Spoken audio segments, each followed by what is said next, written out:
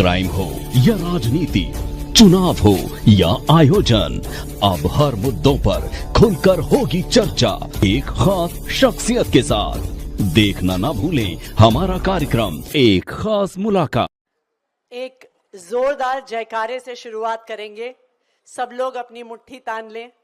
भारत माता की, भारत माता की, वंदे वंदे, इनकलाब इनकलाब।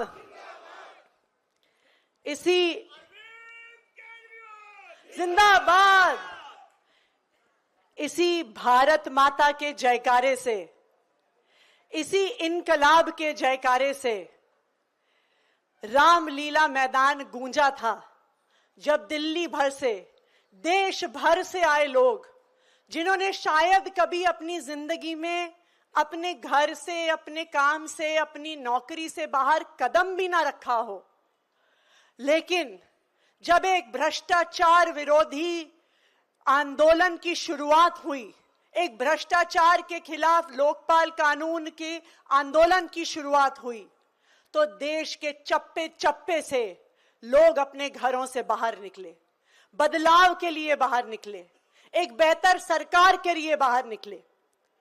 और जो लोग तब सत्ता के गलियारों में बैठते थे, जब टीवी वाले उनके सामने माइक लगाते थे और भ्रष्टाचार विरोधी कानून के बारे में सवाल पूछते थे, तो सत्ता के गलियारे में बैठे जो नेता थे वो कहते थे कि ये लोग कौन होते हैं हमें बताने वाले कि क्या कानून लेके आना है।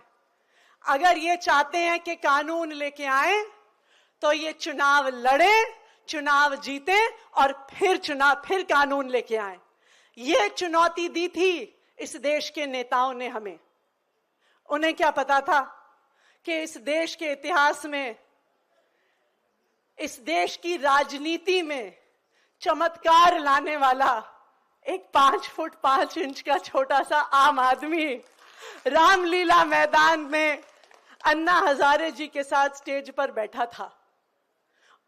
अरविंद केजरीवाल जी वो व्यक्ति हैं जिन्होंने ना सिर्फ इस देश में बदलाव का सपना देखा, लेकिन उस सपने को साकार करके दिखाया। एक बार जोरदार तालियां आम आदमी पार्टी के मुखिया अरविंद केजरीवाल जी के लिए। जब 12 साल पहले संविधान दिवस पर आम आदमी पार्टी की शुरुआत हुई थी, मुझे आज भी याद है, लोग हम पे हंसा करते थे। हमारे दोस्त, हमारे रिश्तेदार हम पे हंस के कहते थे, तुम लोग राजनीति करोगे, तुम्हारे पास ना मनी पावर है, तुम्हारे पास ना मसल पावर है, ना तुम जात पात की बात करते हो, ना धर्म की बात करते हो। ऐसे राजनीति नहीं होती है इस देश में। मुझे आज भी याद है, जब दिल्ली के चुनाव लड़ने का समय आया और हमारे मुखिया अरविंद केजरीवाल जी 3 टाइम की मुख्यमंत्री रही शीला दीक्षित जी के सामने जब नई दिल्ली से चुनाव लड़ने गए, तो हमें बहुत लोगों ने कहा कि देखो, अगर अरविंद जी किसी और सीट से लड़े होते तो शायद 1 सीट तो आम आदमी पार्टी की आ गई होती, लेकिन अब अरविंद जी भी शीला दीक्षित जी के सामने लड़ रहे हैं तो आम आदमी पार्टी की 1 भी सीट नहीं आएगी। ये थे 2013 के वो दिन। लेकिन मुझे गर्व है इस बात पे कि इस पार्टी के एक एक कार्यकर्ता ने अपने खून पसीने से, अपनी मेहनत से इस पार्टी को खड़ा किया। ना सिर्फ 2013 में हमारी सरकार बनी, 49 दिन की उस सरकार को देश भर में पहचाना गया। और जब भारतीय जनता पार्टी ने षड्यंत्र करके चुनाव रोक दिया, तो इन्हीं कार्यकर्ताओं के दम पे जब 2015 में हमने दिल्ली में चुनाव लड़ा, तो आम आदमी की ताकत को दिल्ली के लोगों ने और हमारे कार्यकर्ताओं ने देश भर को दिखा दिया और 70 में से 67 सीटों के साथ आम आदमी पार्टी की सरकार बनाई। अरविंद केजरीवाल जी को दिल्ली का मुख्यमंत्री बनाया। इसी सब से बौखला गई ये दूसरी पार्टियां। उनको लगा कि अगर ईमानदारी की राजनीति करके बिना पैसे बांटे, बिना दारू बांटे, बिना जात पात की राजनीति किए, बिना धर्म की राजनीति किए अगर एक ईमानदार पार्टी सरकार में आ गई तो इनकी राजनीतिक दुकानें बंद हो जाएंगी। फरवरी 2015 में हमारी सरकार बनी और मई 2015 में भारतीय जनता पार्टी की केंद्र सरकार एक गैर कानूनी, गैर संवैधानिक नोटिफिकेशन के माध्यम से दिल्ली की चुनी हुई सरकार की ताकत छीन लेती है। लेकिन मैं सलाम करती हूं हमारे पार्टी के मुखिया और दिल्ली के सबसे लोकप्रिय मुख्यमंत्री अरविंद केजरीवाल जी को कि इतनी मुश्किलों के बावजूद भी पिछले 10 साल में अरविंद केजरीवाल जी ने जो दिल्ली के लोगों के लिए काम करके दिखाया है वो 75 साल में इस देश की राजनीति में नहीं हो पाया। 2020 में चुनाव आया, एक बार फिर से सब लोगों ने कहा कि अब तो आम आदमी पार्टी खत्म हो गई। सब लोगों ने कहा कि देखो तुम्हारे काम रोके, अब तो ये पार्टी का चुनाव जीतना मुश्किल है। लेकिन आम आदमी पार्टी के कार्यकर्ताओं ने और दिल्ली के लोगों ने ये दिखा दिया कि काम के बलबूते पे राजनीति ना सिर्फ हो सकती है, काम के बलबूते पे चुनाव जीते जा सकते हैं और भारी बहुमत से जीते जा सकते हैं।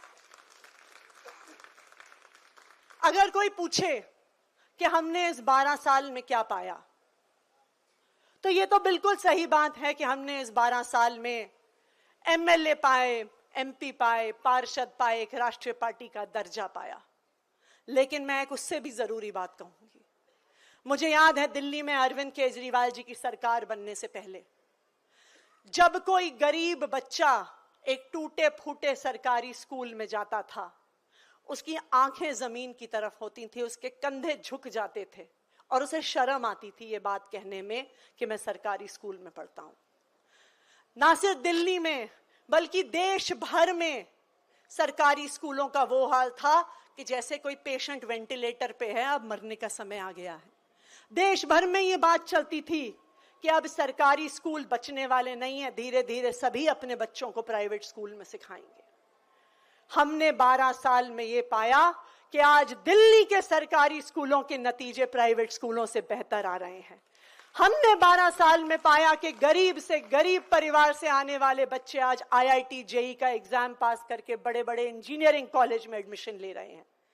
और आज हमने ये पाया, और मैं कहूंगी आम आदमी पार्टी के इस सफर से पूरे देश ने ये पाया कि आज देश की हर सरकार सरकारी स्कूलों को ठीक करने पे काम कर रही है, दिल्ली मॉडल से प्रेरणा लेके काम कर रही है, अरविंद केजरीवाल जी से प्रेरणा लेके काम कर रही है।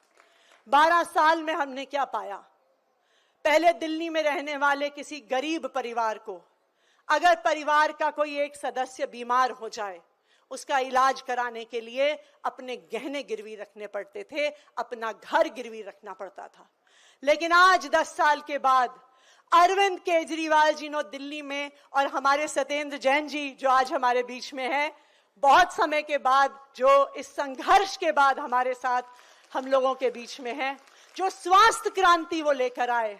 आज दिल्ली में गरीब से गरीब परिवार का व्यक्ति जब बीमार होता है, चाहे 1000 रुपए का इलाज हो, चाहे 1 लाख रुपए का इलाज हो, 1 करोड़ रुपए का इलाज हो, सारा पैसा दिल्ली सरकार देती है, उसको 1 पैसा भी खर्च करने की जरूरत नहीं है। इस 12 साल के सफर से आम आदमी के लिए किए गए काम की वजह से भारतीय जनता पार्टी परेशान हुई और उसने सोचा कि हम अरविंद केजरीवाल जी जैसे काम तो कर नहीं सकते, अरविंद केजरीवाल के काम रोकने का काम कर सकते हैं।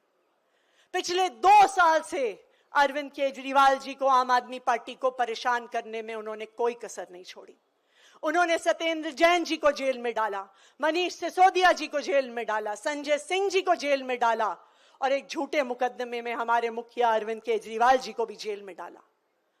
मैं सलाम करती हूं आम आदमी पार्टी के सभी नेताओं को, उनके परिवारों को, हमारे विधायकों को, पार्षदों को और आम आदमी पार्टी के एक एक कार्यकर्ता को कि जितना जुल्म आम आदमी पार्टी पे हुआ है शायद इस देश के इतिहास में किसी पार्टी पे नहीं हुआ, लेकिन आम आदमी पार्टी टूटी नहीं, दबी नहीं, जुटी रही एक साथ और संघर्ष में लगी रही। और अब मौका आ गया है। फरवरी में दिल्ली में फिर से चुनाव है। एक बार फिर आम आदमी पार्टी के एक एक कार्यकर्ता को इस तानाशाही सरकार को दिखाना है कि तुम हम पर कितना भी अत्याचार कर लो, हमें दबाने की कोशिश करो, हमें तोड़ने की कोशिश करो, लेकिन आम आदमी पार्टी के कार्यकर्ता अरविंद केजरीवाल जी के सिपाही हैं, हम भगत सिंह के चेले हैं। तुम हमें दबा नहीं सकते, हमें तोड़ नहीं सकते।